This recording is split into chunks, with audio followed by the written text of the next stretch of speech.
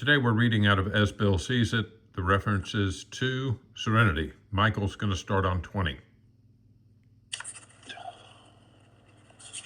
Okay, page 20, Light from a Prayer.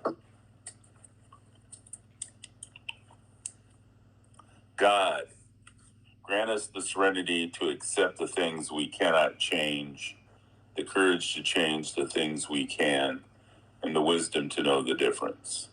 We treasure our serenity prayer because it brings a new light to us that can dissipate our old-time and nearly fatal habit of fooling ourselves. In the radiance of this prayer, we see that defeat, rightly accepted, need be no disaster. We now know that we do not have to run away, nor ought we again try to overcome adversity by still another bulldozing power drive that can only push up obstacles before us faster than they can be taken down. 36. Humility first. We found many in AA who once thought, as we did, that humility was another name for weakness. They helped us get down to our right size. By their example, they showed us that humility and intellect could be compatible, provided we placed humility first.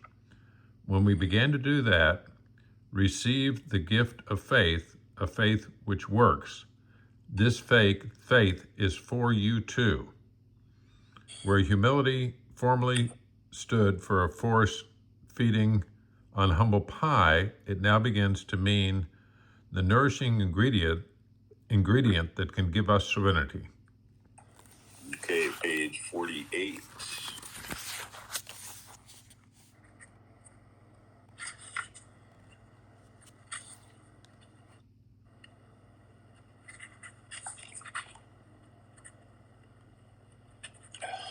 Live serenely. I'm sure that's the title. As soon as I get there, I'll... Okay, page 48, Live serenely. When a drunk has a terrible hangover because he drank heavily yesterday, he cannot live well today. But there is another kind of hangover, which we all experience whether we are drinking or not. That is the emotional hangover, the direct result of yesterday's and sometimes today's excesses of negative emotion, anger, fear, jealousy, and the like. If we would live serenely today and tomorrow, we certainly need to eliminate these hangovers. This doesn't mean we need to wander morbidly around in the past. It requires an admission and correction of errors now.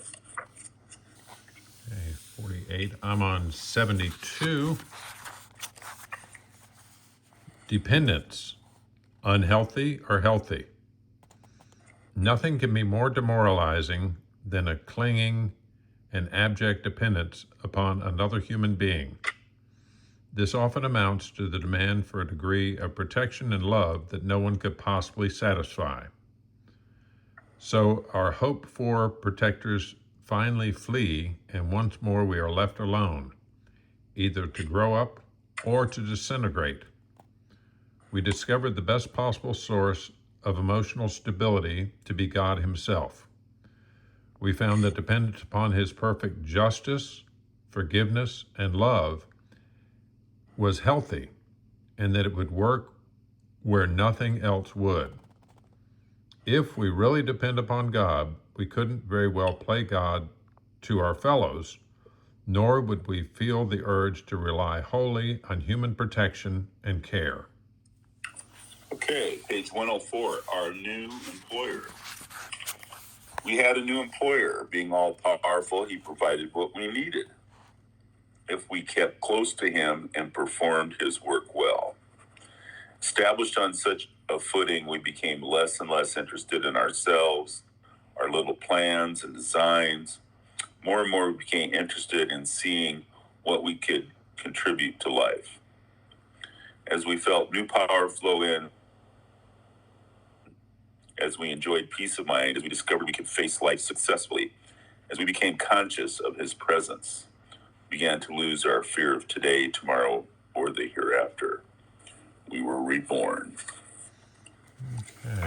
117. The sense of belonging. Perhaps one of the greatest rewards of meditation and prayer is the sense of belonging that comes to us. We no longer live in a completely hostile world. We are no longer lost and frightened and purposeless. The moment we catch even a glimpse of God's will, the moment we begin to see truth, justice, and love as the real and eternal things in life, we are no longer deeply disturbed by all the seeming evidence to the contrary that surrounds us in purely human affairs. We know that God lovingly watches over us. We know that when we turn to Him, all will be well with us, here and hereafter. Page 126, admitted to God. Provided you hold nothing back in taking the fifth step, your sense of relief will mount from minute to minute. The dammed up emotions of years break out of their confinement and miraculously vanish as soon as they are exposed. As the pain subsides, a healing tranquility takes its place, and when humility and serenity are so combined, something else of great moment is apt to occur. Many an AA once agnostic or atheist tells us that it was during this stage of step 5 that he first actually felt the presence of God. And even those who already had faith often become conscious of God as they never were before. Okay, 127. Persistence in prayer. We often tend to slight serious meditation and prayer as something not really necessary. To be sure, we feel it is something that might help us to meet an occasional emergency. But at first, many of us are apt to regard it as somewhat mysterious skill of clergymen from which we may hope to get a second-hand benefit. In AA, we have found that the actual good results of prayer are beyond question. They are matters of knowledge and experience. All those who have persisted have found strength not ordinarily their own. They have found wisdom beyond their usual capability, and they have increasingly found a peace of mind which can stand firm in the place of difficult circumstances. Page 150, no boundaries. Meditation is something which can always be further developed. It has no boundaries of width or height or depth. Aided by such instruction and example as we can find, it is essentially an individual adventure, something which each one of us works out in his own way. But its object is always the same, to improve our conscious contact with God, with His grace, wisdom, and love. Let us always remember that meditation is in reality intensely practical. One of its first fruits is emotional balance, which, with it, we can broaden and deepen the channel between ourselves and God as we understand Him. 173. Roots of reality. We started upon a personal inventory, step 4. A business which takes no regular inventory usually goes broke. Taking a commercial inventory is a fact-finding and fact-facing process. It is an effort to discover the truth about the stock in trade. One object is to disclose damaged or unsellable goods, to get rid of them promptly and without regret. If the owner of the business is to be successful, he cannot fool himself about values. We had to do exactly the same thing with our lives. We had to take stock honestly. Moments of perception can be built into a lifetime of spiritual serenity, as I have excellent reason to know. Roots of reality supplanting the neurotic underbrush will hold fast despite the high winds and forces which would destroy us or which we would use to destroy ourselves. 196, antidote for fear. When our failings generate fear, we then have soul sickness. The sickness in turn generates still more character defects. Unreasonable fear that our instincts will not be satisfied drives us to covet the possessions of others, to lust for sex and power, to become angry when our instinctive demands are threatened, to be envious when the ambitions of others seem to be realized while ours are not. We drink and grab for more of everything than we need, fearing we shall never have enough. And with this genuine alarm at the prospect of work, we stay lazy. We loaf and procrastinate, or at best work grudgingly and under half steam. These fears are the termites that ceaselessly devour the foundations of whatever sort of life we try to build. As faith grows, so does inner security. The vast underlying fear of nothingness commences to subside. We of AA find that our basic antidote for fear is a spiritual awakening.